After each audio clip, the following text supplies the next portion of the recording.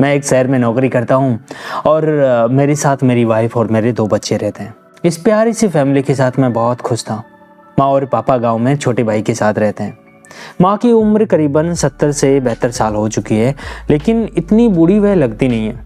पिछले हफ्ते माँ को मैं शहर लेकर आया आंखों में लेंस डलवाने के लिए। उसे थोड़ा कुछ दिनों से दिखना कम हो गया था। शाम को जब ऑफिस से घर पहुंचा और हाथ पैर धोकर कुछ देर बाद माँ के पास ही बैठकर बच्चों के साथ खाने लग गया। माँ भी खाना खा रही थी साइड में बैठकर। माँ के हाथ से और मुंह से ना खाना इधर उधर बेड पर पूरी तरह से फैल गया था। उसे देखकर मुझे बहुत बुरा लगा और मैं खाना बीच में ही छोड़कर ना बाहर आ गया।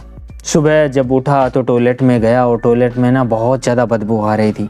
शायद माँ ने सही ढंग से ना टॉयलेट करने के बाद में पानी नहीं डाला था। फर्श पर भी गंदगी फैली हुई थी इधर उधर। कहने का मतलब एक दिन में ही माँ के साथ रहकर ना मैं परेशान हो गया था बुरी तरह से। दूसरे दिन मैं ऑफिस से जैसे ही आया तो बच्चों को देखा कि बच्चे बहुत प्यार से माँ के साथ खेल रहे हैं। उसके पास आसपास बहुत ज़्यादा गंदगी फैली हुई है। सारा सामान घर का ना इधर उधर फैला पड़ा था। आते ही वाइफ ने भी मुझे 2-4 खरी खोटी सुना दी कि तुम्हारी माँ को ना तो रहने का ढंग है और ना खाने पीने का ढंग है। वाइफ को परेशान देखकर ना मेरे से उसकी परेशानी मतलब देखी नहीं गई और आज मैंने ठान लिया कि आज तो मैं माँ को खरी खोटी ही सुना कर रहूँगा और वापस गांव छोड़कर आऊँगा। माँ फर्स्ट फ्लोर पर रहती थी और मैं ग्राउंड फ्लोर पर। माँ को सुनाने के लिए मैं सीढ़ियों से जाने लगा। तभी बचपन की ना भूली बिखरी यादें मेरी आंखों के सामने आ गई। माँ मुझे खाना खिला रही है और मैंने खाने को इधर उधर फैला दिया। माँ ने मुझे धमकाया और फिर मैं जैसे ही रोने लगा तो मुझे गले लगा लिया। थोड़ी देर बाद ही मैंने फर्श पर गरम गरम सूसू कर दिया। सूसू इतना था कि मेरे कपड़ों और मेरे पैरों की वजह से पूरे कमरे की फर्श पर फैल गया। माँ बाहर से आई और कुछ बड़बड़ाती हुई मेरे कपड़े बदलने लग गई। माँ मेरे कपड़े बदल ही रही थी कि मैंने नुकीले आंखों से माँ की आंख पर काट दिया और उससे थोड़ा सा खून भी निकल आया। शैतान शैतान कहती हुई ना मेरा नाक पकड़कर चली गई और काम करने लग गई। थोड़ी देर हुई थी कि मुझे जोर से छींक आई और नाक पर बड़ा सारा गुब्बारा बन गया।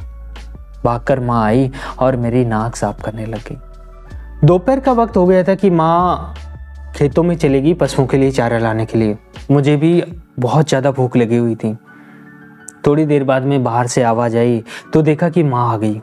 धूप में माँ का बुरा हाल हो गया है। पानी की भी प्यास पूरी तरह से लग रही थी, लेकिन भूख के मारे मैं चिल्लाने लगा तो पानी का गिलास साइड में रखना मुझे दूध पिलाने लग गई। शाम हुई और माँ घर का काम करके मुझे छाती पर सुलाकर खुद भी सोने लग गई। तभी मुझे पोटी लगी और मैंने माँ के ऊपर ही पोटी कर दी। माँ की नींद अभी लगी हुई थी। बड़बड़ाती हुई मेरी पोटी साफ करने लग गई। मैं शरारती तो था ही, रात को 4 से 5 बार दूध भी पीता था। इस वजह से माँ पूरी रात ढंग से सो भी नहीं पाती थी। मैं सीढ़ियों में खड़ा होकर बचपन को झांक ही रहा था कि बच्चे ने आकर मुझे बताया कि पापा आप रो क्यों रहे हो। अचानक से मैंने देखा कि मेरी आंखों में ना आंसू बह रहे थे। बच्चे की आवाज़ सुनकर माँ भी जल्दी से सीढ़ियों में आ गई और पूछने लगी बेटा क्या हो गया, क्या परेशानी है, क्यों रो रहा है तू। और वहीं बैठकर मेरे सर को गोदी में रख लिया और सर पर हाथ फेरती हुई मुझे बार बार यही पूछ रही थी कि बेटा मुझे बता तेरी परेशानी क्या है। क्या बताता माँ को कि माँ मैं तो उसे ही परेशानी समझ बैठा जिसने मुझे ही समझने के काबिल बनाया।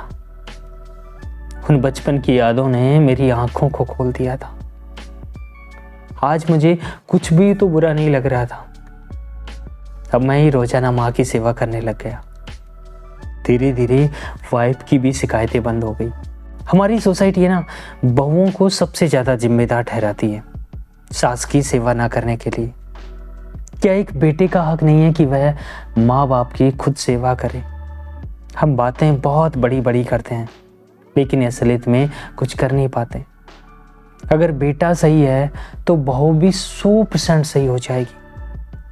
माँ बाप का कुछ भी बुरा लगे तो अपने बचपन की यादों में खो जाना, बचपन को याद कर लेना कि माँ बाप ने आपको बड़ा करते वक्त कितनी खुशियों की कुर्बानियां दी हैं, कितनी मेहनत की है।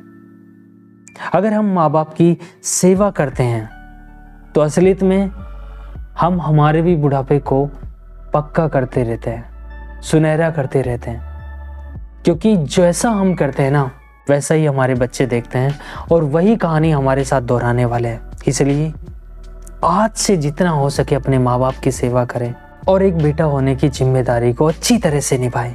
मिलता हूं दोस्तों एक नई सी वीडियो में खरबित की बात लेकर, ताकि आपकी ज़िंदगी में एक नया पॉजिटिव चेंज आ सके।